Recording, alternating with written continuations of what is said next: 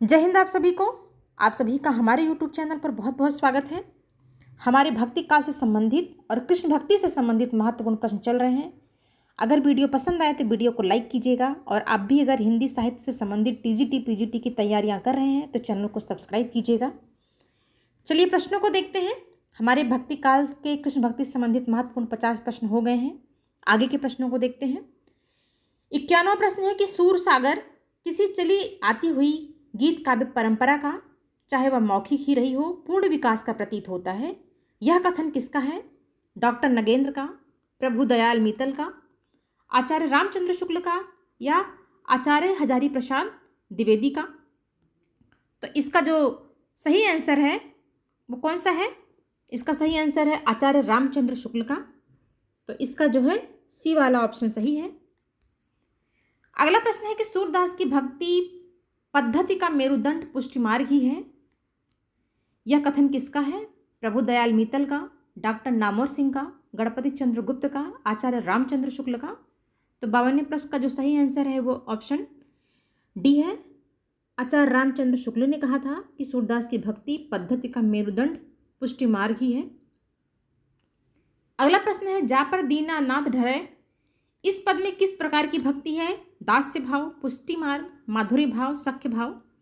तो 53वें प्रश्न का जो बी वाला ऑप्शन है वो सही है, ये पुष्टि मार्ग की भक्ति है।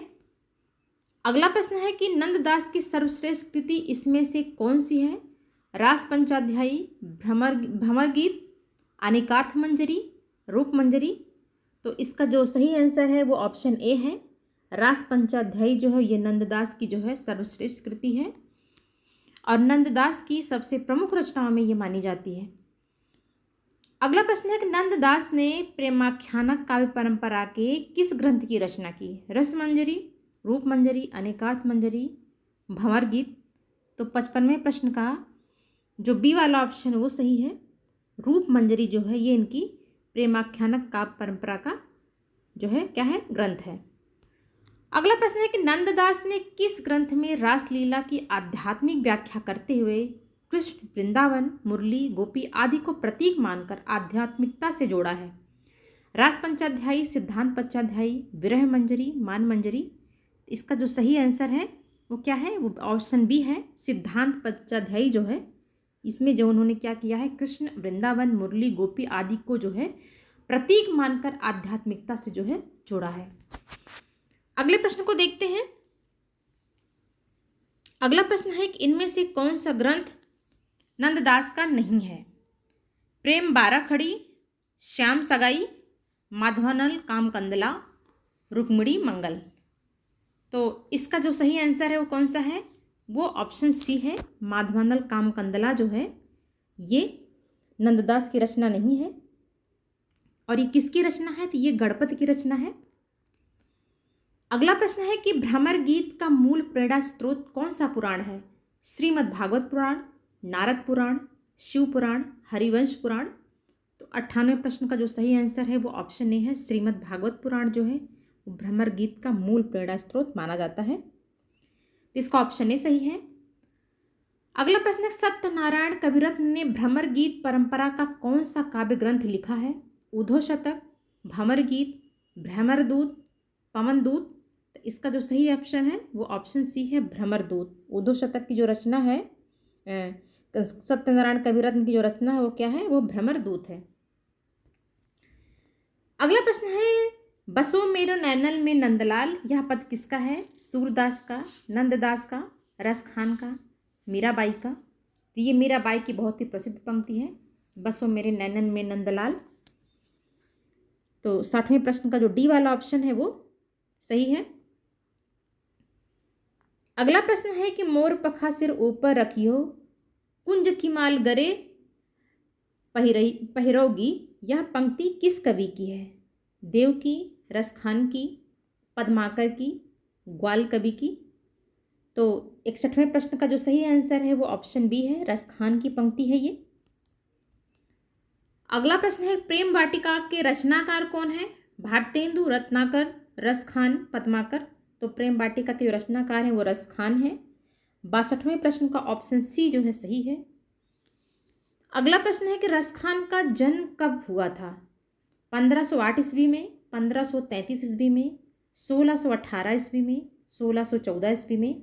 तो रसखान का जो जन्म माना जाता है वो 1533 ईस्वी में माना जाता है। तो इसका जो ऑप्शन बी है वो सही है। अगला प्रश्न है, या लकुटी अरु कमरिया पर राज तिहु पुर को तजडारो, यह पंक्ति किस कवि की है? रसखान की, देव कवि की, ग्वाल कवि की, नरोत्तम दास की। तो इसकी जो है सही ऑप्शन इसका कौन सा है? इसका सही ऑप्शन है ऑप्शन ए, रसखान। अगला प्रश्न है कि उज्ज्वल नीलमणि के रचयिता कौन है? रूप गोस्वामी, शंकराचार्य, वल्लभाचार्य, चंडीदास। तो इसका जो सही आंसर है, उज्ज्वल नीलमणि के जो रचयिता कौन है वो कौन है? तो उज्ज्वल नीलमणि के जो रचयिता है वो रूप गोस्वामी है।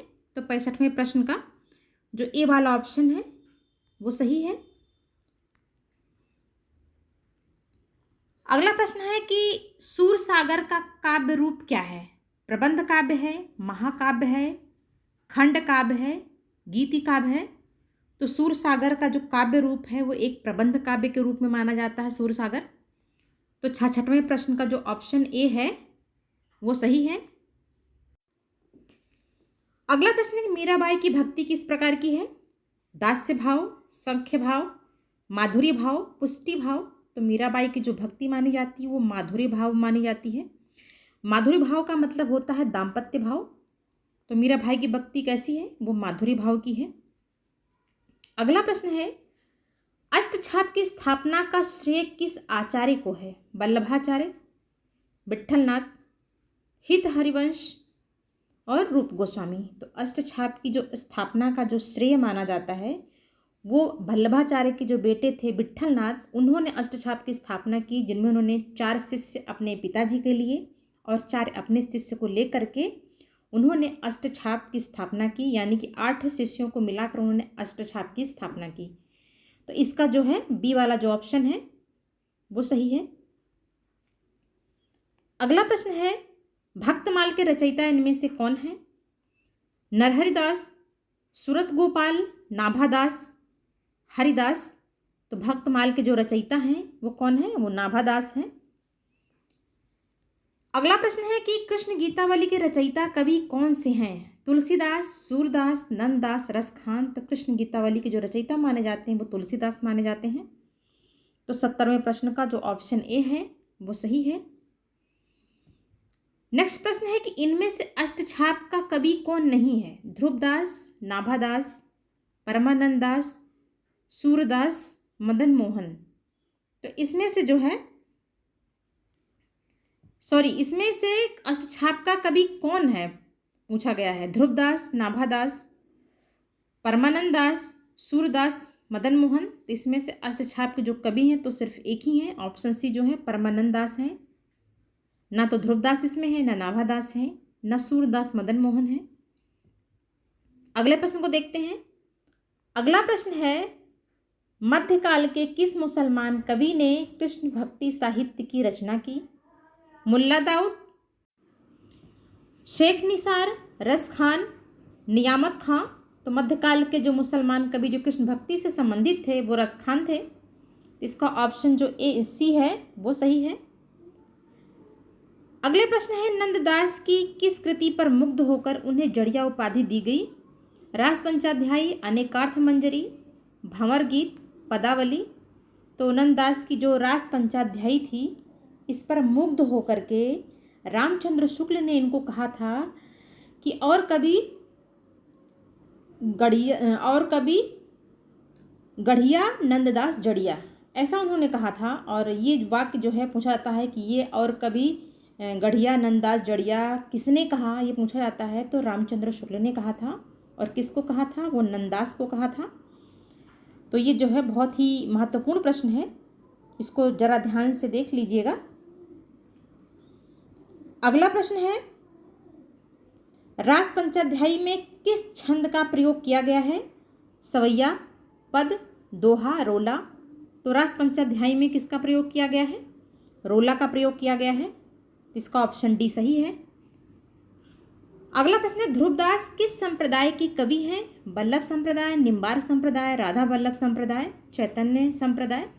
जो ध्रुवदास थे वो राधा वल्लभ संप्रदाय से संबंधित थे, तो इसका ऑप्शन सी जो है वो सही है। अगला प्रश्न है कि इन मुसलमान हरिजनन पे कोटिन हिंदू वार्ये भारतेंदु जी ने यह पंक्ति किस कवि के लिए कही? रहीम के लिए, रसखान के लिए, मुल्ला दाऊद के लिए, जयसी के लिए। तो भारतेंदु जी ने जो यह पंक्ति कही थी वो रसखान के लिए कही थी। ये भी बहुत ही महत्वपूर्ण प्रश्न है। अगला प्रश्न है कि रसखान के दीक्षा गुरु कौन थे? गोस्वामी विट्ठलनाथ, वल्लभाचार्य, मध्वाचार्य, स्वामी हरिदास। तो रसखान के जो गुरु माने जाते हैं वो गोस्वामी विट्ठलनाथ माने जाते हैं। तो 77वें प्रश्न का ऑप्शन ये सही है। अगला प्रश्न है कि मीरा का अंतिम समय किस मंदिर में व्यतीत हुआ था? द्वारकाधीश मंदिर मथुरा में, श्रीनाथ जी मंदिर गोवर्धन, रणछोड़ मंदिर, बिहारी जी वृंदावन। तो मीराबाई का जो अंतिम समय है वो रणछोड़ मंदिर में व्यतीत हुआ था। तो 78वें प्रश्न का ऑप्शन ए जो है वो सही है। अगला प्रश्न है, किस संप्रदाय में गद्दी सेवा का विधान है? वल्लभ संप्रदाय, सखी संप्रदाय, राधा वल्लभ संप्रदाय, गौड़ी संप्रदाय। तो इसमें जो ऑप्शन है कि किस में जो है गद्दी का विधान किया गया है, तो इसका जो सही ऑप्शन है वो कौन सा है? तो इसका जो सही ऑप्शन है वो है राधा वल्लभ संप्रदाय। इसका जो ऑप्शन सी जो है वो सही है। अगला प्रश्न है, श्री भट्ट किस संप्रदाय से संबंधित हैं? निम्बार्क से, वल्लभ से, सखी से, श्री से। तो 80वें प्रश्न का जो सही ऑप्शन है वो क्या है? वो निम्बार्क है। श्री भट्ट जो थे वो निम्बार्क संप्रदाय से संबंधित थे। इसका ऑप्शन ए जो है वो सही है। अगला प्रश्न है, संतन को कहाँ सीकरी सो काम। यह प्रसिद्ध पंक्ति किसकी है? सूरदास की, कुंभन दास की, परमानंद दास की, नंद दास की। तो ये प्रसिद्ध पंक्ति कुंभन दास की है। कुंभन दास ने कही थी, संतन को कहाँ सीकरी सो काम, आवत जात पन्हैया टूट्यो, बिसर गयो हरिनाम। तो ये कुंभन दास की महत्वपूर्ण पंक्ति है। इस पंक्ति को भी आप बहुत ध्यान से देखिएगा। ये भी जो है क्या है, इम्पॉर्टेंट पंक्ति है और ये पूछी हुई पंक्ति है। मैं आपको इम्पॉर्टेंट प्रश्नों को जो है बताती चलूँगी, आप उसको विशेष ध्यान दीजिएगा जो परीक्षाओं में पूछे हुए हैं, और ज़्यादातर जो पूछे गए हैं उन्हीं पे मेरा ज़्यादा फोकस है। अगला प्रश्न है कि इनमें से कौन गोस्वामी विट्ठलनाथ का शिष्य नहीं था? सूरदास, छीत स्वामी, गोविंद स्वामी, नंददास। तो इसमें से जो सूरदास थे ये विट्ठलनाथ के शिष्य नहीं थे। छीत स्वामी थे, गोविंद स्वामी थे, नंददास थे। पर जो सूरदास थे वो विट्ठलनाथ के जो पिता थे वल्लभाचार्य, उनके शिष्य थे। और हमने आपको पिछली वीडियो में बताया था कि अष्टछाप कवियों में सूरदास का सर्वश्रेष्ठ स्थान माना जाता है। कुंभन दास सबसे बड़े कवि माने जाते हैं और नंददास जो थे वो सबसे छोटे कवि माने जाते हैं। और नंददास जो है वो जो है तुलसीदास के, ऐसा कहा जाता है कि नंददास जो है तुलसीदास के भाई थे। ऐसी मतलब लोकती है। अगला प्रश्न है कि श्रीमद् भागवत पुराण में इनमें से किसका उल्लेख नहीं है? कृष्ण का, राधा का, गोपी का, ग्वाल का। तो श्रीमद् भागवत में राधा का उल्लेख कहीं नहीं मिलता है। इसका ऑप्शन बी जो है सही है। अगला प्रश्न है कि भ्रमर गीत में कौन सा रस प्रमुख है? शांत रस, संयोग रस, वियोग रस, वात्सल्य रस। तो भ्रमर गीत में जो है वियोग श्रृंगार रस है वो जो है प्रमुख माना जाता है। क्यों माना जाता है? क्योंकि भ्रमर गीत में उद्धव और गोपियों का जो संवाद है और उसमें जो है गोपियाँ जो है अपने विरह का वर्णन उद्धव से करती हैं और उद्धव जो है उनको समझाते हैं। तो इसमें वियोग श्रृंगार रस जो है वो प्रधान है। अगला प्रश्न है कि गदाधर भट्ट किस संप्रदाय के कवि हैं? चैतन्य संप्रदाय, सखी संप्रदाय, वल्लभ संप्रदाय, राधा वल्लभ संप्रदाय। तो जो गदाधर थे वो चैतन्य संप्रदाय से संबंधित थे। तो इसका जो ए वाला ऑप्शन है वो सही है। अगला प्रश्न है, कृष्ण भक्ति के लिए परिवारी जनों की प्रताड़ना किसने सहन की? रसखान ने, नंददास ने, मीराबाई ने, सहजोबाई ने। तो कृष्ण भक्ति के लिए परिवारजनों की जो प्रताड़ना सहा था वो कौन थी? वो मीराबाई थी। तो 86वें प्रश्न का जो सी वाला ऑप्शन था वो सही है। अगला प्रश्न है, पुष्टि मार्ग के संस्थापक आचार्य कौन थे? रामानुजाचार्य, वल्लभाचार्य, विट्ठलनाथ, स्वामी हरिदास। तो पुष्टि मार्ग के जो संस्थापक माने जाते हैं वो कौन माने जाते हैं? वो वल्लभाचार्य माने जाते हैं, यानी कि विट्ठल नाथ के पिता। अगला प्रश्न है, सूरदास किस रस का कोना कोना झांकाए? वात्सल्य का, शांत का, करुण का कि रुद्र का? तो सूरदास को वात्सल्य रस का सम्राट कहा जाता है, इसलिए जो है ऐसा माना जाता है कि उन्होंने वात्सल्य रस के कोने कोने को झांक लिया था। तो 88वें प्रश्न का जो ए वाला ऑप्शन है वो सही है। अगला प्रश्न है कि श्रृंगार रस मंडन किसकी रचना है? वल्लभाचार्य की, विट्ठलनाथ की, नंददास की कि ध्रुवदास की? तो श्रृंगार रस मंडन जो है ये विट्ठलनाथ की रचना है। तो 89 प्रश्न का बी वाला जो ऑप्शन है वो सही है। अगला प्रश्न है, संख्या की दृष्टि से सर्वाधिक रचनाएं कृष्ण भक्त कवियों में किसकी हैं? नंददास की, ध्रुवदास की, सूरदास की, मीराबाई की? तो संख्या की दृष्टि से अगर बात करें तो सबसे ज़्यादा रचनाएं ध्रुवदास की मिलती हैं। तो 90 प्रश्न का बी वाला जो ऑप्शन है वो सही है। अगला प्रश्न है, सूरदास ने कृष्ण के किस रूप का चित्रण किया है? लोक रक्षक, लोक रंजक, योगेश्वर, परब्रह्मा? तो सूरदास ने जो है कृष्ण के लोक रंजक रूप का चित्रण किया है। ये भी बहुत ही महत्वपूर्ण प्रश्न है। इसका कौन सा ऑप्शन सही है? बी। 91 वाले प्रश्न का बी वाला जो ऑप्शन है वो सही है। 92 प्रश्न है, मेरे तो गिरधर गोपाल दूसरों ना कोई? यह पंक्ति किसकी है? मीराबाई की, सहजोबाई की, रसखान की, सूरदास की? तो ये जो पंक्ति है मीराबाई की है। मेरे तो गिरधर गोपाल दूसरों ना कोई, जाके सिर पर मोर मुकुट मेरुपति सोई, इनकी बहुत ही प्रसिद्ध रचना है। अगला प्रश्न है, सर्वाधिक तर्कशील गोपियाँ किस कवि की हैं? सूरदास की, नंददास की, रत्नाकर की, कविरत्न की? तो जो तर्कशील गोपियाँ हैं जो मानी गई हैं तो किसकी हैं? वो नंददास की। लेकिन अगर ये प्रश्न बने सर्वाधिक भावुक गोपियाँ किसकी हैं तो फिर आप सूरदास को लगाएंगे। अगला प्रश्न है, साहित्य लहरी की विषय वस्तु क्या है? नायिका भेद, छंद शास्त्र, पर्याय कोश, रस? तो इसका जो सही ऑप्शन है वो नायिका भेद है। साहित्य लहरी में का जो विषय वस्तु क्या है वो नायिका भेद है। नेक्स्ट प्रश्न है, भगवत कृपा के लिए वल्लभाचार्य जी ने कौन सा शब्द दिया है?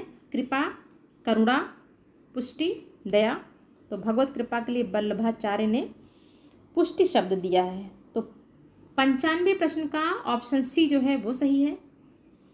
नेक्स्ट प्रश्न है कि मीराबाई की भाषा किस कोटि में आती है? ब्रज भाषा, राजस्थानी, खड़ी बोली या राजस्थानी मिश्रित ब्रज भाषा? तो मीराबाई की जो बोली है वो ऑप्शन डी सही है, राजस्थानी मिश्रित ब्रज भाषा मिलेगी आपको। अगला प्रश्न है, गोसाई विट्ठलनाथ ने किस रस ग्रंथ की रचना की? शांत रस, वीर रस, श्रृंगार रस, भक्ति रस? तो गोसाई विट्ठलनाथ ने श्रृंगार रस की रचना की है। तो इसका जो है 97 का जो सी वाला ऑप्शन है वो सही है।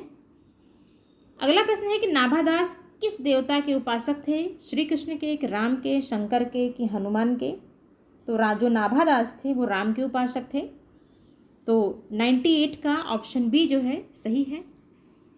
अगला प्रश्न है कि ब्रह्म सूत्रों का अणुभाष्य किस आचार्य ने लिखा? शंकराचार्य ने, मध्वाचार्य ने, वल्लभाचार्य ने, निम्बार्क ने?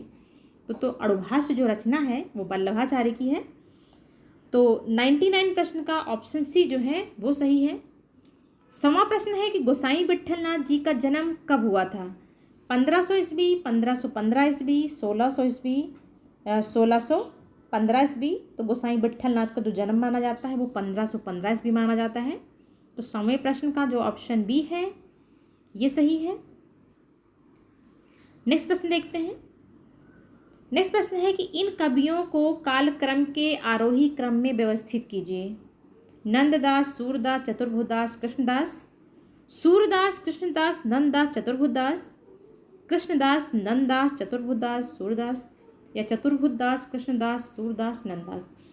तो इसमें जो है अगर हम इसको आरोही क्रम में व्यवस्थित करेंगे तो इसमें जो ऑप्शन बी है वो सही है, क्योंकि इसमें पहले आपको सूरदास मिलेंगे, सूरदास आएंगे, फिर कृष्णदास आएंगे, फिर नंददास आएंगे, फिर चतुर्भुजदास आएंगे। अगला प्रश्न है कि निम्न सूचियों को सुमेलित करते हुए सही कोट का चयन कीजिए। वल्लभाचार्य किससे संबंधित है? तो वल्लभाचार्य जो है वो वल्लभ संप्रदाय से संबंधित है। और दूसरा है स्वामी हरिदास। तो स्वामी हरिदास किससे संबंधित हैं? तो स्वामी हरिदास सखी संप्रदाय से संबंधित हैं। चैतन्य महाप्रभु, तो चैतन्य महाप्रभु किससे संबंधित हैं? गौड़ी संप्रदाय से। और स्वामी हित हरिवंश किससे संबंधित है? राधा वल्लभ संप्रदाय से। इस तरह से अगर मिलान करें तो इसमें कौन सा ऑप्शन जो है सही होगा? इसमें जो है ऑप्शन कौन सा सही है? इसमें ऑप्शन सी जो है वो सही है। नेक्स्ट प्रश्न है, पुष्टि मार्ग के प्रवर्तक इनमें से कौन है? वल्लभाचार्य, सूरदास, विट्ठलनाथ, कुंभनदास। तो पुष्टि मार्ग के जो प्रवर्तक माने जाते हैं वो कौन माने जाते हैं? वो वल्लभाचार्य माने जाते हैं। अगला प्रश्न देखते हैं। अगला प्रश्न जो है वो कौन सा है?